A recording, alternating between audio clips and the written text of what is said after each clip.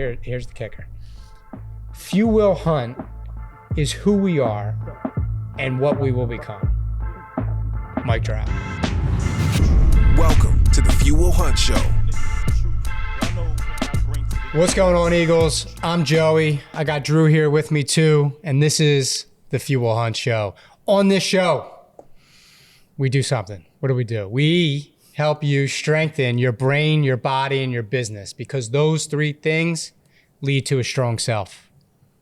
And a strong self is the building block to a strong society. And with a strong society, we can restore the dignity of hard work, which is our mission here at Few Will Hunt. Well said. How you doing today? Living the dream, baby. Every day. I Yes, love sir. it. I Yes, love sir. it. I love it.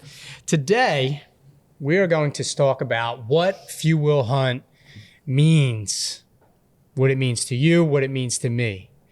You know that, obviously, that I'm a bow hunter, right? Mm-hmm. All right. So recently, I took a few hours out of my Saturday and I went hunting, archery hunting, right? Up in upstate Pennsylvania. There wasn't much action.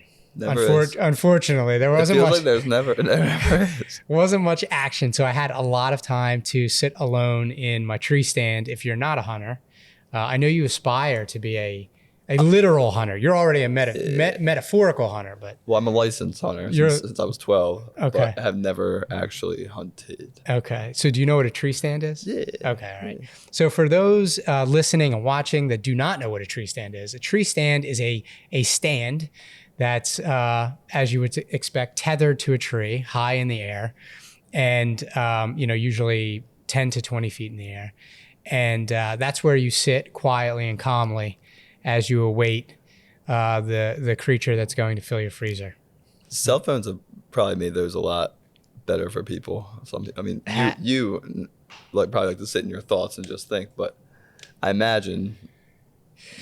So they have probably for some, because if there isn't much action, they can pass the time. However, I've heard a lot of stories where people were in their phones and miss. And deer. So I hunt white-tailed deer, right? True. In PA, in Pennsylvania. Game walks by, man. You don't know, because you gotta be ready. You gotta be ready, man. You gotta be ready. So, but you're right. The phone for me is off. A lot of times I don't have service with where my cabin is in upstate Pennsylvania, but I am alone in my thoughts, and I love that, as you so astutely hit on. And specifically this day, I was able to think a lot, right? I was able to think a lot about what Few Will Hunt means, what it means to us, and what it means to our community. So what happened then was it inspired an email that I sent the following Tuesday to the community, and I let them know what Few Will Hunt meant to me, and I asked them what Few Will Hunt meant to them. And one of my very, very, very favorite things about our community, about the few, is the ability to speak to them, specifically over email. Like, it's great to meet them in person at HQ, but it's logistically difficult for us to meet almost 200,000 people at HQ every year. But email gives me the opportunity to really get to know our community, and I absolutely love that. So it's no surprise that the few came out in full effect, and I got a few hundred replies that I'm still working my way through from the few, telling us what Few Will Hunt means to them. So before we get into what it means to us, I want to read, I'll open with one email from the community, and we'll close with one, right? Okay, so pardon my phone here. So let's read, this is from community member David. All right. 14 years ago, I was told that I would be in a wheelchair and eventually paralyzed. Today, I'm a massage therapist, own my own business, and I'm working to become sustainable and thriving. There's the work, right? So that's his opening. At some point, and here we go. Now he just starts hitting us hard. David, love you, brother. Love you, brother. At some point, fear has to become fuel so that pain can evolve into power. Prefer pain. I am not a theorist of life. but I am a practitioner within it. I love that. David's on my level. That is. David's on my level. So now let's get to the $1 million question here. To me, fuel hunt means to hunt, to hit the mark.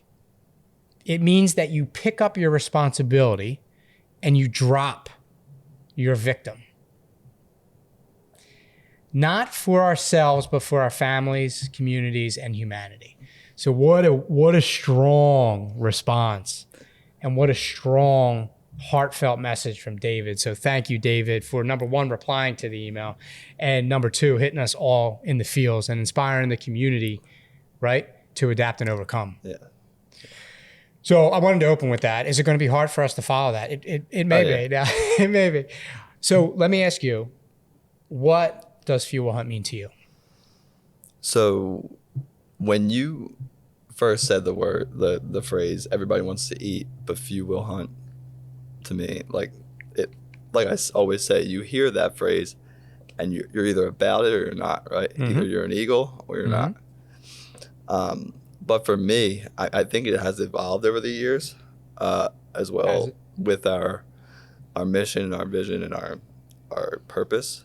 Mm-hmm. But for me, it used to mean that in a society of takers, I was an earner, right? I was the one that was willing to go out and hunt for what I wanted, and hunt to feed my family, and hunt to be great, right? Yeah. But for now in my life and where I am, I think it takes more of a Kaizen approach, which is every day better, right? Like every day I'm waking up and I'm emptying the tank. I'm leaving nothing on the table. So I wake up every day with the pursuit of capturing or killing my goals, my dreams, and my desires. Excellent answer. And you hit on a very important point that it evolves over time. Like that is, we have a message, another message in the community, a mantra, grow or die, right? We're supposed to evolve. Like what fuel hunt meant to us in the very beginning, right? Is not what it means to us now. And I think our community probably feels the same way. Your personal meaning. Yeah, your personal meaning. Yeah. Of because course, there's always... It means all of those things. Exactly. That's the beautiful thing that about it. It resonates so differently with people, but there are common underpinnings. And those common underpinnings are the rules of the few, really. But that's why I like sending reply emails to the community like this, because we get to hear all of that richness. And then we also get to hear stories of the few, like David. You know what I mean? Yep. Condemned, or destined to be in a wheelchair, eventually paralyzed. I thought you were going to tell me that he just got done running like Leadville or something. I wouldn't put it past him. We need to hear back from David. I wouldn't. I wouldn't put it past him. You said something else during your definition of fuel hunt that's part of my definition as well, right? It's the relentless pursuit to capture and kill. Okay, so we talked about my hunt earlier. That's a very literal hunt. I was on the hunt, right, to feed my family, literally feed my family. Now we're talking about the metaphorical hunt, right? So the definition, that relentless pursuit to capture or kill, can be taken literally. Right. And you hit on that a little bit. Like you get up every day with that aggression to get after it. There's also some metaphorical meaning to it as well. So I kind of have both. So I look at it as the relentless pursuit to capture or kill, but I'm trying to capture one very specific thing, and I'm trying to kill one very specific thing. Every single day, I'm trying to capture my strongest self, my highest self. My highest vibrating self, right?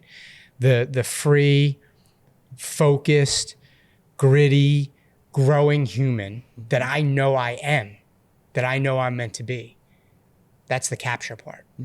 I can't capture that person unless I kill one other specific person. And that's my lowest self, my weakest self, my low vibrating self. The distracted, depressed, anxious, addicted version of me that I once was, that I am not anymore. But the interesting thing is, the monster's always clawing at you. Like that version of your lowest self, you kill it and it almost reincarnates. Like every day it tries to reincarnate and it claws at you and it scratches at you. So that's why the hunt is a daily hunt. It's a daily practice of capturing your strongest self and killing your weakest self. So now that's the way I look at what fuel hunt means. In the very beginning, I don't think I had those words. It was more about self-reliance, right? Than it was. And not being like everybody else, like being different. Right. Yeah. Which it still is. Yes. Right? We're the few for a reason. But I didn't have the words. Like I had the word self-reliance and I did pride myself in being self-reliant.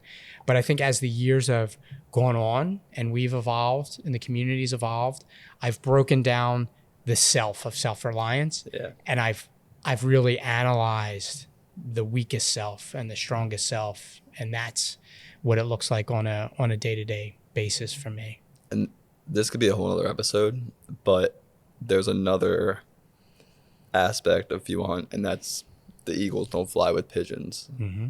Like who you surround yourself with during your hunt, you are who you hunt with. Mm-hmm. Is a whole nother. Yeah, I mean, it's a rule of the few, Yeah. right? So we'll get there. It's a rule of the few, so we will cover it, but we know the importance of the company you keep, you know, and that's one of the reasons why we set off on this mission, right? It's one of the reasons we set off on this mission, because not only did we feel alone, but we knew that if we were going to achieve the impact, right, that we wanted to see in society, if we wanted to really be the change that we wanted to see in society, we couldn't do it alone. You know, we had to do it with the few. We had to find the few, and we had to bond together in hard work. Yeah. But that's the paradox, I guess. I guess you would call it, is like when you're bound together in hard work with all of those eagles and no pigeons, the work gets a bit easier. Oh, yeah. You know, it gets easier. And I think I said that maybe on Michael's podcast, on Trinow's podcast, when we did his podcast. And I got some comments back like, oh, well, if the work's easier, then it's not hard work, right? And I'm like, well, the theory here is that hard work that you were doing got easier, so now it's time to do harder work. Yeah. You know, that's the theory. Like it's a sliding scale. It allows you to love the process even more. Yeah. For sure. All right. Before we tie up is there anything else you want to add for No, that was what fuel hunt? I almost jumped forward to episode 11. So yeah.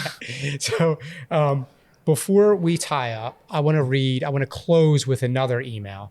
And it was I'll be honest, it was very, very difficult to choose the emails that I would read today on the show.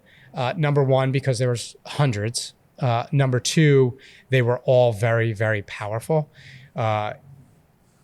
If you speak to me over email, which a lot of community members do, they know that we have it's a inner sanctum. So we share a lot of personal details back and forth. So the most powerful ones that I would really, really want to share, they were really, really personal.